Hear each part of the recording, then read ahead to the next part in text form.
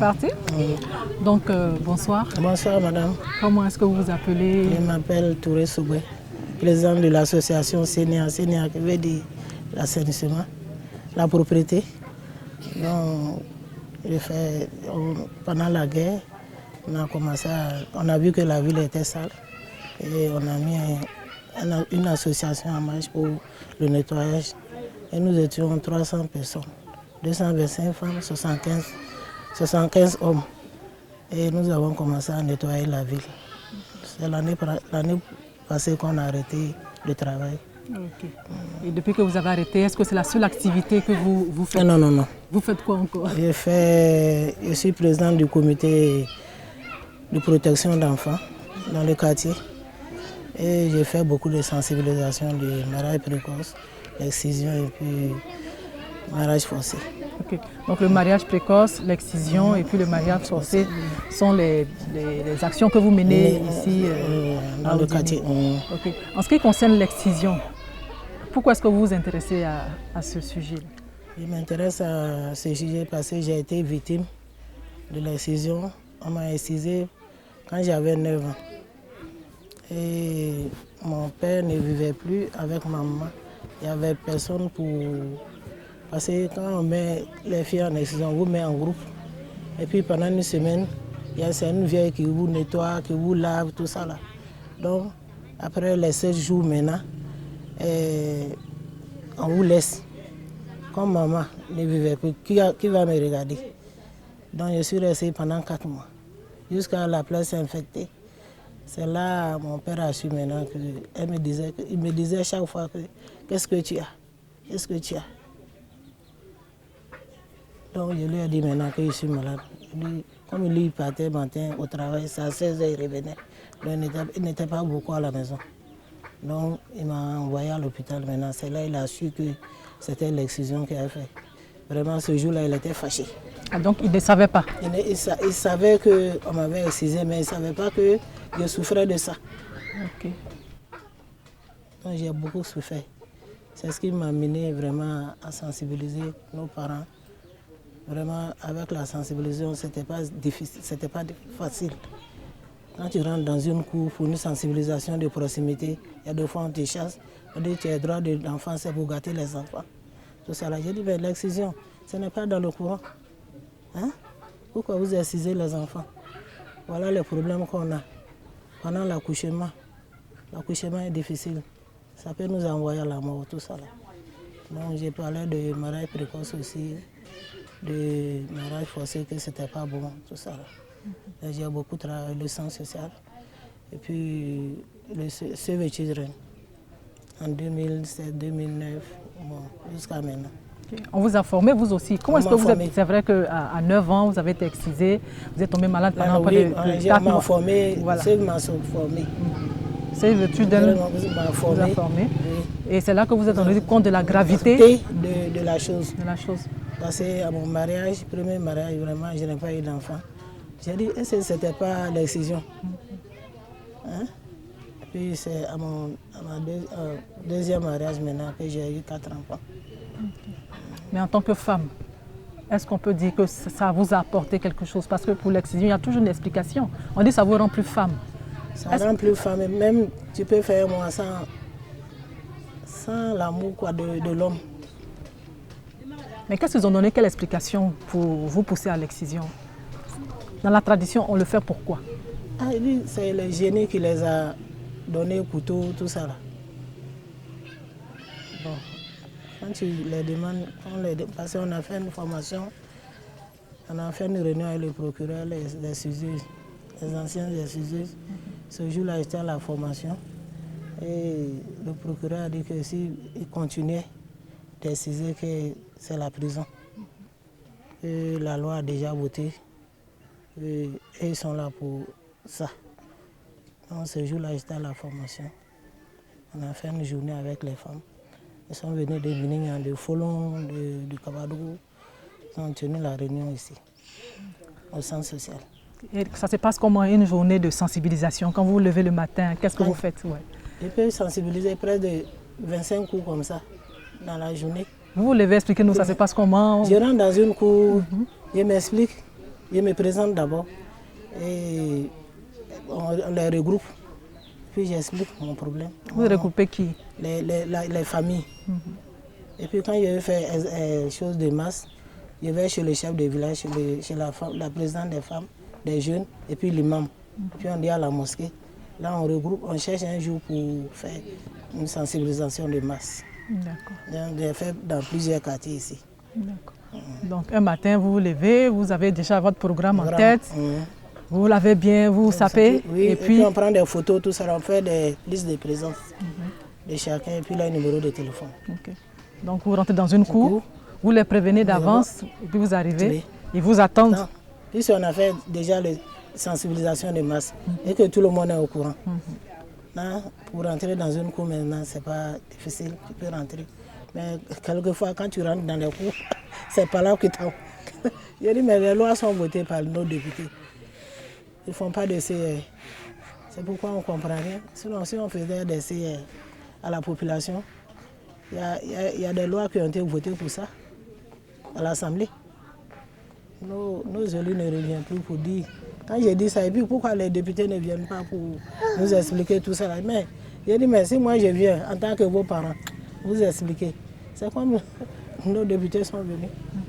Là, deux fois même on m'écoute, deux fois, bon, c'est pas là. Quand vous dites c'est pas là, c'est pas là parce que quand tu vas expliquer, on dit non, faut partir, tout ça là. J'ai dit, je ne vais pas, j'ai expliqué. Et ça se termine comment souvent? Ça se termine bien. Quand je commence à expliquer, il y a des femmes qui disent que moi, mes enfants là, on ne va plus les mettre en chose, on ne va plus les exciser. Il y a des femmes qui le disaient. Moi, mon mari, quand je suis venu l'expliquer, il a dit non, que lui-même il est comme ça. Il ne sait pas écrire même dans le Coran, dans l'islam, que lui, il ne va pas exciser ses enfants. D'accord. C'est lui-même qui m'a beaucoup poussé à aller même. D'accord. Maintenant, ça, c'est la communication de masse, la sensibilisation. Mais est-ce que vous faites des face-à-face avec une seule personne, une femme dans le quartier, on dit, elle, ça ne l'intéresse pas. Est-ce que vous rencontrez des personnes de ce genre? Oui, fait ça. Ouais. Et ça se passe comment? Bon, on ne me donne pas à soi, mais je m'arrête. Puis je parle. Quand j'ai fini de parler, je dis, Touré, on a compris. J'ai compris. Je même était content, il m'a donné 400 000 francs pour un groupe ici. Chaque fois, quand ils venaient sensibiliser, ils sont là, masse, tout ça là, de l'incision, de mariage forcé et de mariage précoce, pour donner aux femmes pour se débrouiller. On a donné à 2 quartiers, quartier Jérusalem et puis Yankafissa. Et ces femmes-là, c'est vrai, sur le coup, elles ne sont pas prêtes à vous recevoir. Oui. Mais quand vous insistez, quand vous dites vous insistez, là, ça se passe comment en fait? Je veux que vous nous expliquiez un peu. Parce que moi, je rentre dans une cour, si on me dit non, il faut sortir, on ne veut pas t'écouter, mais je sors. Mais vous restez. Moi, je reste. Parce que je suis contre l'excision. Je veux que on bannit ce fléau-là. Donc, j'insiste. Je dis, mais madame, écoutez-moi d'abord, hein, avant de me chasser. Écoutez d'abord. Donc, elle m'écoute. Elle dit, c'est où alors? Des fois, on s'arrête, même on parle. Des fois, on ne me donne pas à soi, on s'arrête, on parle.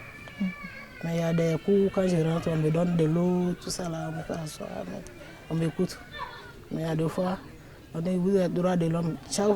Même maintenant, là, quand on me voit passer, on dit, c'est ceux-là qui gardent les enfants, droit d'enfants là. D'accord. Ça, c'est les femmes et les hommes, vos rapports avec les hommes, par rapport à la lutte contre l'excision. La lutte contre sont les mêmes. Parce que la femme ne peut pas exciser l'enfant si le mari n'est pas au courant. Donc les deux sont complices dans l'affaire. Donc, quand tu veux voir la famille même, il faut faire asseoir forcément. Si le papa est là, il faut faire asseoir le papa d'abord même. Et puis lui expliquer de quoi vous êtes venu. Et puis il va appeler sa famille maintenant. Donc les deux sont complices. Donc les hommes, est-ce qu'ils sont très souvent d'accord ou bien est-ce qu'ils vous repoussent entre la femme et l'homme? Les hommes, vraiment, je n'ai pas eu de problème avec les hommes, mais avec nos femmes, beaucoup m'ont repoussé. avant d'accepter. Maintenant, les personnes qui sont excisées, ce sont des jeunes filles. Est-ce que vous avez des échanges avec ces jeunes filles-là? Bon, j'ai beaucoup causé avec les jeunes filles. Bon, il y a une même qui a eu problème à l'accouchement. Et je lui ai expliqué, je lui ai dit, c'est venu de l'excision. C'est pourquoi on vous dit de ne pas vous exciser là. Je suis parti voir ses parents. Et il a dit que si tu vois que la fille a eu problème à l'accouchement, c'est grâce à ça. Donc c'est pourquoi on dit de ne pas exciser ses enfants. Elle dit, même ces enfants-là, on ne va plus exciser ces enfants. J'ai dit, mais si on t'attrape, tu sais combien d'années on va te donner? 3 ans de prison et beaucoup d'amende. Okay. Est-ce qu'il y a eu des cas, vous à votre niveau, dans votre sensibilisation, dans la rencontre? Il n'y a pas eu de cas, mais à Ménignan, on a eu un cas là-bas, à Ménignan.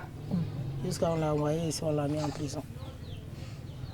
Mais avec moi ici, tout le monde avait peur de moi. Il faut essayer. Je vais appeler le centre social. Puis on va aller à la police. Tu te prends. Tu me tues aujourd'hui, tu ne vas pas me tuer demain. Il ne faut pas détruire les enfants à cause de 5 francs pour 10 francs. Non, moi je ne peux pas accepter. Et à l'endroit des exciseuses, parce que c'est une activité aussi génératrice de revenus. C'est vrai qu'on parle de la lutte, mais quand on lutte, elles, qu'est-ce qu'il advient d'elles? Qu'est-ce qu'elles font? Elles ne peuvent plus exciser pour avoir un peu d'argent. Elles font quoi? Est-ce que vous les aidez? Il y avait un projet même pour ça même, pour aider les exciseurs d'arrêter d'exciser. Il y avait un projet pour ça, pour aider les femmes à arrêter. Même il y a une femme même qui a Bako, elle excisait, mais elle a eu un projet pour ça. Elle dit qu'elle ne va plus faire. On lui a donné des fonds pour qu'elle ne fait plus. C'est une dame vraiment forte et dynamique que je connais à Bako. Vraiment, c'est elle-même qui s'est montrée que c'est elle qui a... Elle excisait, mais elle ne va plus faire. Elle est même contre ça aujourd'hui. Elle a Bako, elle s'appelle Bangoya. Presque tous les choses, même les messieurs, Naïro le connaît, la connaît. Et maintenant, bon, la question vient comme ça. Hein.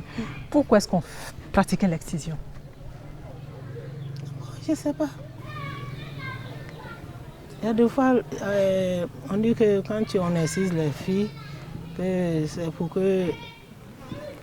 Parce que nos parents partaient pour la guerre dans les pays, dans les trucs. Donc quand tu excises, tu ne peux pas avoir l'amour de la femme.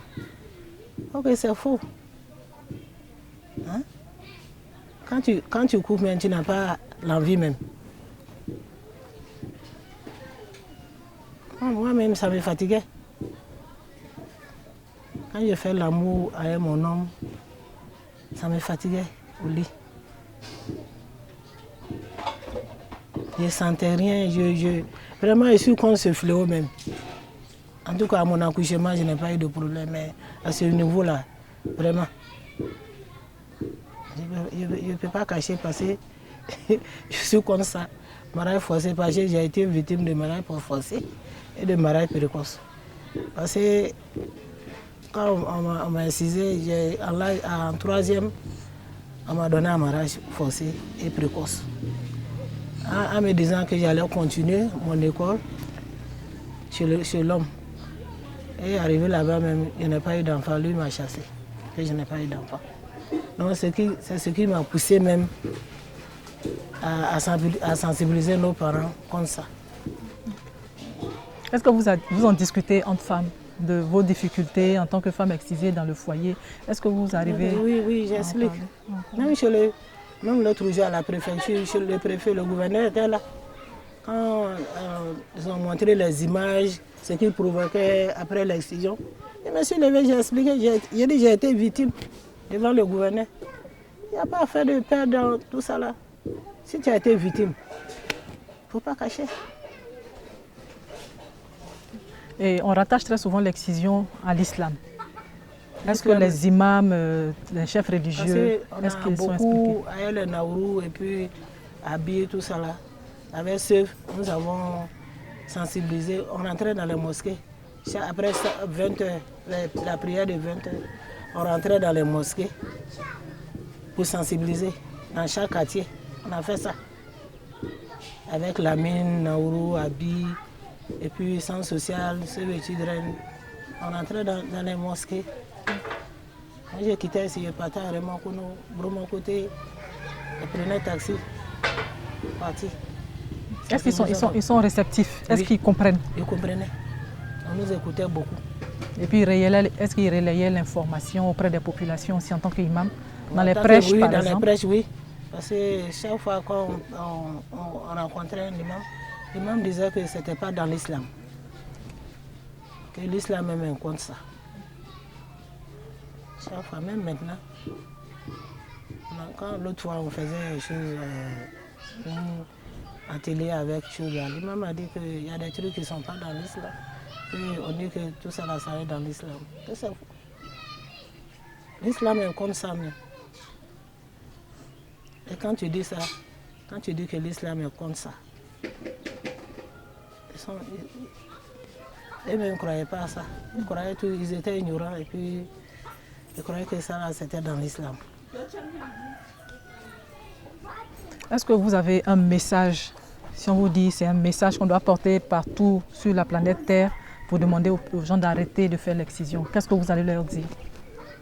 Je vais leur dire d'arrêter l'excision, que l'excision apporte beaucoup de choses, de maladies. Il y a des images qu'on a montrées l'autre jour. Ça peut donner la stérilité, ça peut donner l'accouchement difficile, ça peut même donner à la mort. Donc on peut arrêter de bannir même ce fléau dans le monde. Si on le pouvait, il y a des sensibilisations de masse, il y a des sensibilisations de proximité. Vraiment, ça me fera bien. Parce que je suis contre ça. Et je serai toujours contre ça jusqu'à ma mort. Qu'est-ce qui vous a poussé à vous impliquer dans la lutte contre l'excision? Et puis, comment est-ce que les populations ont perçu ça? Bon, ils étaient contre moi d'abord. La population même était contre moi, mais après, même aujourd'hui, ils ne sont pas contre moi. Mais ils ont vu que vraiment, la sensibilisation que je faisais, c'était bien pour nos enfants. Donc, je suis devenu ami même à beaucoup. D'autres bien sûr. Non, parlez-nous au début, quand vous avez commencé. Il y a une femme qui se lève, qui rentre dans une cour et puis qui fait asseoir les gens, qui veut leur parler pour leur dire que l'excision. Est-ce que c'était facile? C'était pas facile. Expliquez-nous un peu comment ça a commencé, comment vous avez démarré. Voilà. Quand j'ai rentré dans une cour, vous demandez, vraiment, moi-même j'avais peur. Parce qu'en ce temps-là, vraiment, pour dire que d'arrêter l'excision, c'était pas facile. Dans une cour, pour dire qu'à Odinesi, de cesser d'arrêter l'excision, c'était pas facile. Donc quand tu rentres dans une cour, vraiment, tu pries le bon Dieu avant d'entrer. Et puis tu les fais asseoir et puis tu commences d'abord par le mariage forcé. Et pour le mariage forcé, et puis mariage précoce, et puis tu entends maintenant l'excision. Et quand vous entamez l'excision, est-ce qu'ils sont prompts à écouter ou oui, bien... ils sont prêts, puisqu'ils sont déjà assis. Ils sont déjà là. D'accord. Et puis quand vous en parlez, est-ce qu'ils vous posent des questions en retour ou bien ils vous écoutent juste? Bon, les fois on me pose des questions. Les fois on me dit que pourquoi depuis ce fléau, depuis qu'on a dit que ça est là et puis c'est maintenant moi je me lève pour venir. Je dis mais c'est parce que c'est pas bon, on a fait des recherches sur ça, on a vu que c'est pas bon et puis on a voté des lois pour ça. Donc on dit d'arrêter. Si on n'arrête pas, et que c'est la prison qui nous guette. Nous tous. Parce que moi je suis ici et que moi je suis protection d'enfants. Je fais protection, je suis président de protection d'enfants dans le quartier. Et que je sais qu'on est en train de saisir les enfants, je suis au courant. Et qu'on vient les attraper. Et ça ne va pas m'attraper. Donc tout le monde est dedans. Donc c'était pas facile. Est-ce que c'est la loi qui fait plus peur ou bien c'est vraiment parce qu'ils ont abandonné l'excision? Parce que quand on leur explique, bon, ils écoutent. Mais quand tu dis on va vous mettre en prison, et puis, à votre avis, est-ce que l'information passe plus que la loi? Oui, comment les gens réagissent? Ils vont les mettre en prison et puis c'est pas dans l'islam. Là, c'est comme ça ils ont arrêté un peu. Donc les deux arguments, le fait de dire que l'islam ne reconnaît pas ça, alors que c'est une région où il y a beaucoup de musulmans. Oui. Et quand on leur dit encore que par rapport à la loi, vous pouvez aller en prison, ça agit vraiment. Oui. Donc tant que la loi n'était pas votée, ce n'était pas trop évident. Oui. Ce n'était pas évident. D'accord. Et vous-même, c'est vrai que vous avez votre histoire. Je pose la question, si vous n'aviez pas été excisé, est-ce que ça allait vous... J'allais faire passer par l'amour des enfants. J'allais accepter. J'allais mener ces activités-là. Parce qu'il y a des jeunes filles qui travaillent avec moi, qui ne sont pas excisées, qui travaillent avec moi. Par l'amour d'un enfant, je pouvais faire passer une femme, d'abord même, bon, à pitié et puis à chose. Même si on ne m'excisait pas, j'allais accepter. À votre avis, entre la femme et l'homme, qui est garant en fait de cette pratique-là? Est-ce que c'est les femmes qui veulent forcément faire l'excision, mais c'est les hommes qui demandent aux femmes de faire l'excision? À votre avis, par rapport à... C'est les femmes. C'est les femmes? C'est les femmes. Comment ça? C'est les femmes, et puis quand ils viennent vers l'homme, ils sont complices. C'est ce que j'ai dit, ils sont complices. La femme ne peut pas se lever, exciser l'enfant de l'homme sans la vie de l'homme. Non, les deux, c'était une chose. Donc une femme peut dire, il y a des situations quand même, la femme dit non. Et le papa peut dire non, il faut qu'on le fasse, alors que la maman ne veut pas. Mais comme le père, c'est lui qui est le chef de famille, peut insister. Ou bien est-ce que c'est les femmes qui disent non, moi je suis femme, on m'a déjà fait ça, donc ma fille doit aussi faire ça? Il y a tout ça là. Il y a les femmes qui disent que on les a excisées, il faut que nos filles soient excisées.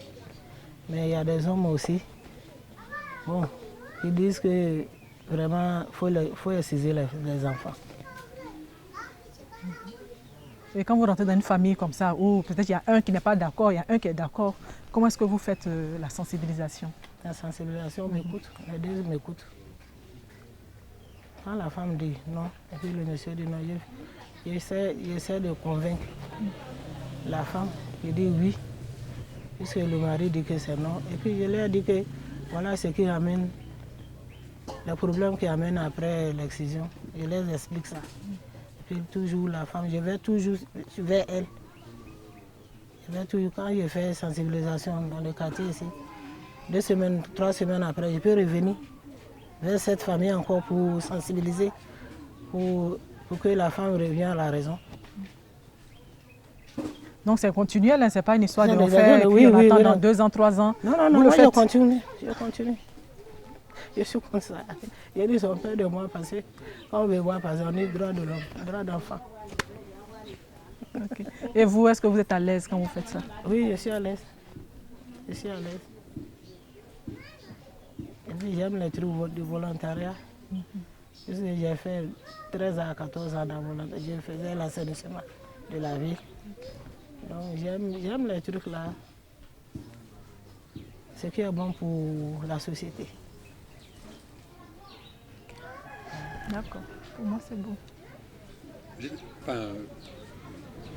Moi, je ne suis pas sûr d'avoir compris. Je comprends que c'est difficile et mal accueilli quand vous faites la...